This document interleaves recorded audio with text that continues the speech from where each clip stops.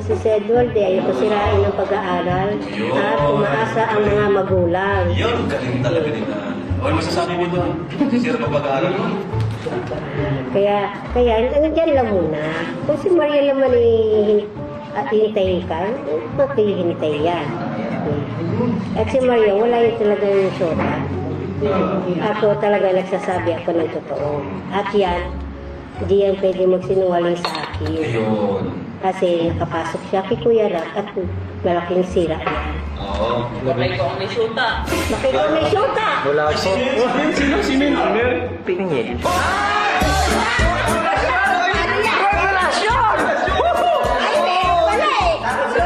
Magpaliwanagin si Pingil dito. Magkakaroon ka pala eh. Ano na?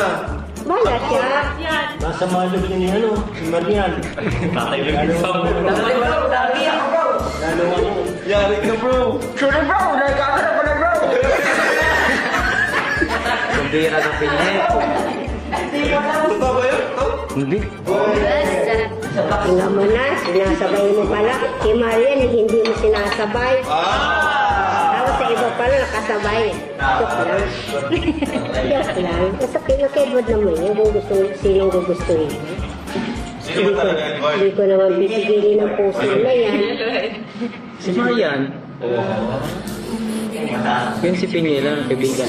Dati. Dati. Ngayon hindi. Ay,